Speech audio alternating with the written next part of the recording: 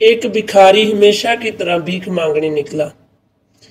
भिखारी भिखारियों के मनोविज्ञान को अच्छी तरह समझते हैं। पूजा की थाली में सिक्के ना हो तो लोग सिक्के नहीं डालते। साथ ही अगर किसी भिखारी की झोली में भीख ना दिखे तो लोग उसे भीख नहीं डालते। इसीलिए भिखारी लोग हैं जो वो एक अनाज का छोटा सा थैला लेकर साथ चलते हैं। वो भी भिखारी जैसे ही सुबह सड़क पर आया तो उसने सामने एक रथ आता हुआ देखा। ये रथ राजे का रथ था। भिखारी इंतजार करने के लिए गर्दन झुकाकर खड़ा हो गया। खुद उसका पीछा करने लगा नजरों से।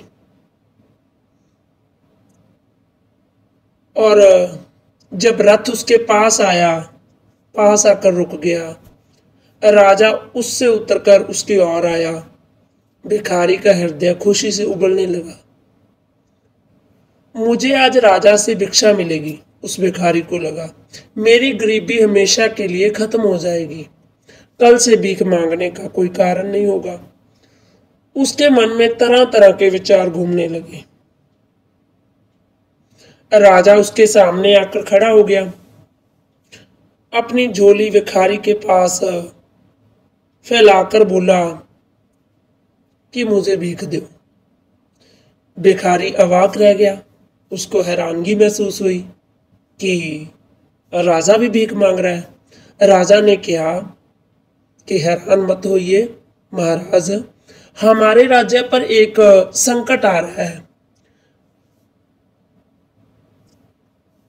ज्योतिषी ने कहा है इसके बचने के लिए उपाय करें। समाधान यही है कि मैं सुबह सुबह जाकर सबसे पहले जो व्यक्ति मिलता है उससे भीख मांगू। मुझ पर दया करो, मेरी झोली में कुछ भिक्षा डाल दो।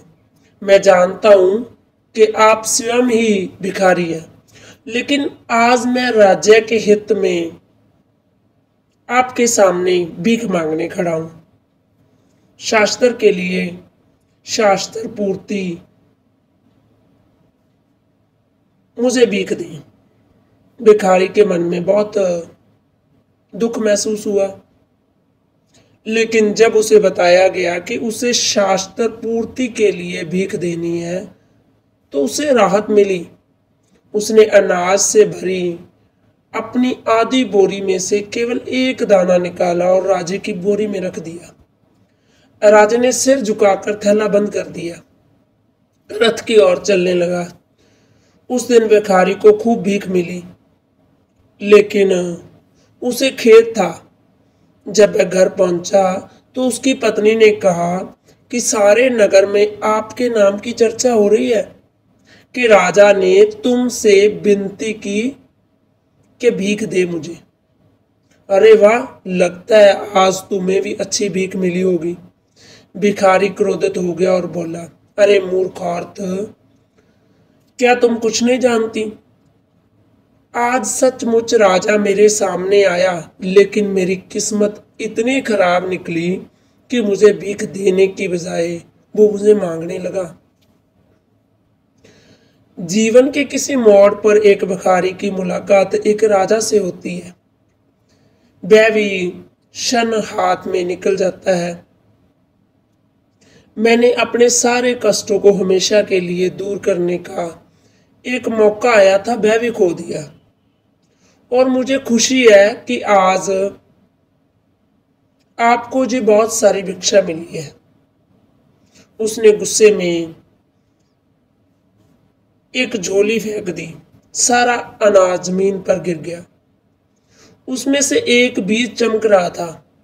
भिखारी ने राजे को अनाज का एक दाना जो दिया था, उसकी भिक्षा का एक दाना सोने में बदल गया। सिर्फ एक दाना। ये जानकर कि वह जन्म से ही भिखारी है, भिखारी निराशा में रोने लगा, क्योंकि जो एक दाना था वो ही सोने में बदल सका, बाकी दाने नहीं बदल सके। कहते हैं हम जितना देते हैं हमें उतना ही मिल सकता है। उससे ज़्यादा नहीं मिल सकता। जैसा हम कर्म करते हैं वैसा ही कर्म हमें मिलता है। सो धन्यवाद जी, आपने इन विचारों को, इस कथा को बड़े प्यार पूर्वक सुना है। आपका बहुत बहुत धन्यवाद जी।